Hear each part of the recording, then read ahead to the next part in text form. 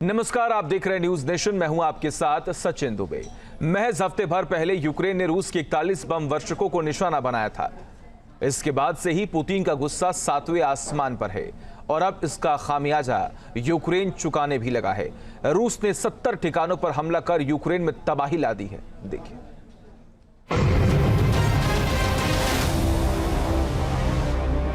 Ukraine के खिलाफ रूस का शुरू हो चुका है ऑपरेशन बदला।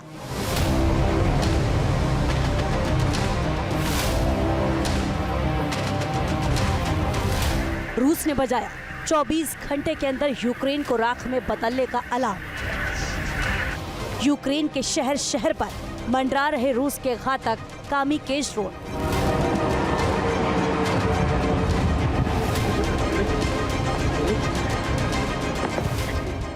आसमान में गरज रहे बॉम्बर, जमीन पर मच रहा कोहरा।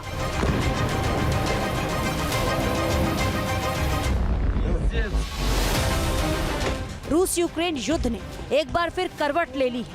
दोनों देशों के बीच जंग उस मुहाने पर पहुंच चुकी है जहां संपूर्ण तबाही तय है। 7 जून को रूस ने अब तक का सबसे ताकतवर हमला किया और खार्किव में रूसी ड्रोन हमले ने तबाही मचा दी।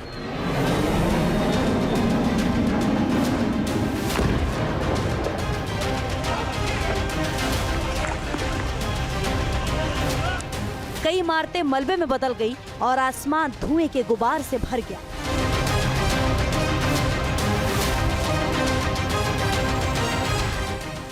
जिसके बाद रूस की तरफ से यूक्रेन के खिलाफ भीषण एक्शन शुरू हो गया। कुछ ही वक्त के दौरान कम से कम 5 रूसी Tu-95 MS बम वर्षक विमान हवा में गरजने लगे, जिनमें 4 Tu-22 M3 भी हैं।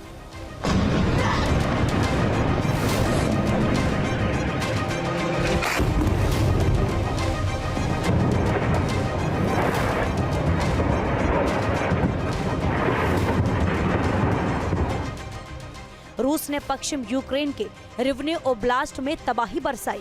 किंजल मिसाइल से उड़ा दिया यूक्रेन का एयरबेस।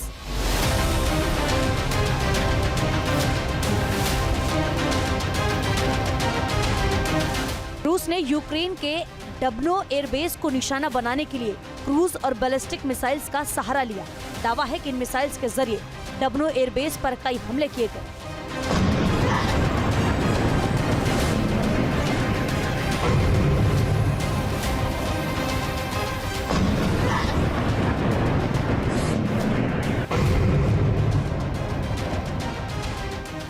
इन हमलों के लिए रूस ने Kh-47M2 किंजल मिसाइल्स का इस्तेमाल किया है।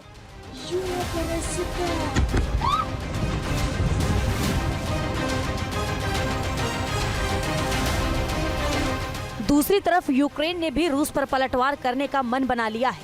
यूक्रेन ने ड्रोन के जरिए रूस के अंदर कई विमानों को उड़ा दिया।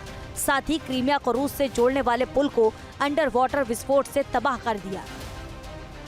यूक्रेन ने रूस के चुवाशिया में मौजूद all Russian research institute of relay engineering with pilot production को निशाना बनाया। तस्वीरों में आप देख सकते हैं कि एक ड्रोन हवा में लहराते हुए इंस्टीट्यूट की तरफ बढ़ता है और फिर वो उसे सेकंडों में तबाह कर देता है। इस हमले में धमाके की आवाज भी आप सुन सकते हैं। फिर आग का गुबार और धुएं से पूरा आसमान छा जाता है। इस वीडियो को एक रूसी ने ही शूट किया था। इस इंस्टीट्यूट पर एक दो नहीं बल्कि कई ड्रोन से हमले किए गए। जिस जगह पर यह हमला हुआ वो यूक्रेन की सीमा से करीब 900 किलोमीटर दूर है। इस इंस्टीट्यूट में इलेक्ट्रॉनिक इक्विपमेंट का प्रोडक्शन होता है।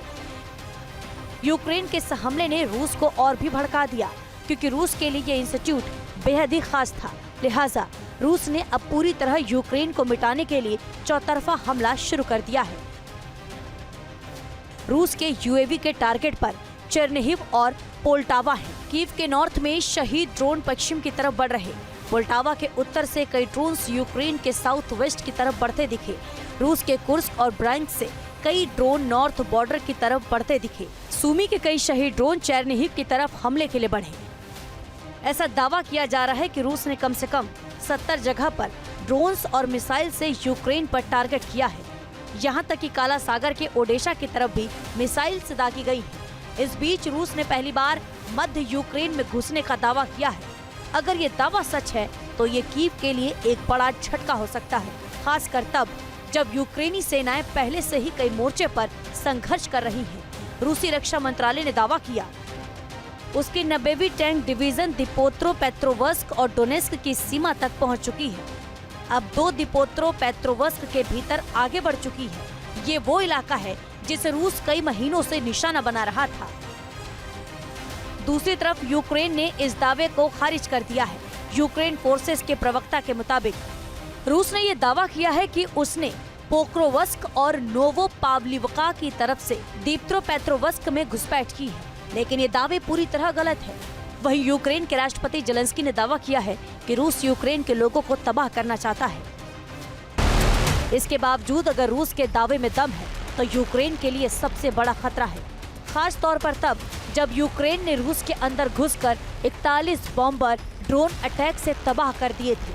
रूस का बदला इस बार इतना भयंकर है कि रूसी आर्मी धीरे धीरे यूक्रेन के उत्तर से सूमी और पूर्व के डोनेस्क पर कब्जा करने की तैयारी में जुट गई है। लिहाजा यूक्रेन इतना बेबस हो चुका है कि वो पोक्रोवस्क पर अपनी पकड़ खोता जा रहा है। हालांकि यूक्रेनी जनरल का दावा है कि उन्होंने पोक्रोवस्क की तरफ रूस के कम से कम 65 हमलों को नाकाम कर दिया है। दिप्त्रोपेट्रोवस्क, जहां अब रूस आगे बढ़ने का दावा कर रहा, डोनबास के मुकाबले आबादी वहां बेहद ही कम है। इक्के दुक्के गांव हैं, लेकिन एक खनिज संपदा से परिपूर्ण इलाका है। साल 2022 के युद्ध से पहले इस इलाके की आबादी 30 लाख के आसपास थी, लेकिन युद्ध शुरू होते ही लोगों ने रूसी हमले को देखते हुए इस इलाके को छोड़ दिया। रूस और यूक्रेन के बीच शांति वार्ता ठप हो चुकी है। तुर्की के इस्तांबुल में हुई दूसरी राउंड की बातचीत नाकाम रही है। इसी बीच रूसी सिक्योरिटी काउंसिल के डिप्टी चेयरमैन दिमित्री मेदवेदेव ने यूक्रेन को चेतावनी भेजी है।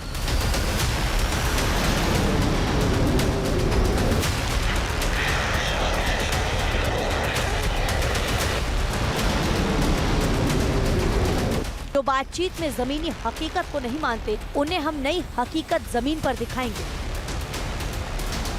इस बीच रूस और यूक्रेन के बीच कैदियों की अदला बदली भी विवादों में घिर गई है। रूस ने यूक्रेन पर कैदियों की अदला बदली को अचानक रोकने का आरोप लगाया है।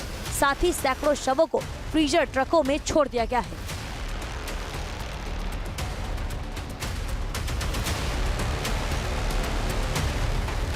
इस पर यूक्रेन ने जवाब दिया है कि गंभीर रूप से घायल और कम उम्र के सैनिकों की अदला बदली पर सहमति बनी थी, लेकिन शवों की वापसी के लिए तारीख तय नहीं हुई थी। अफसोस है कि रूस से हमें अब तक 1000 से ज्यादा लोगों की लिस्ट नहीं मिली, जिन पर इस्तांबुल में सहमति बनी थी। जाहिर है रूस यूक्रेन जंग एक बार फिर भयानक मोड़ पर पहुंच चुकी है और अब यूक्रेन का दिल दिप्त्रोपेट्रोवस्क इस जंग का सेंटर पॉइंट बन चुका है। सवाल है, क्या यूक्रेन रूस के इस हमले को रोक पाएगा या फिर रूस पूरी तरह से इस क्षेत्र को राख में तब्दील कर देगा? Team news nation.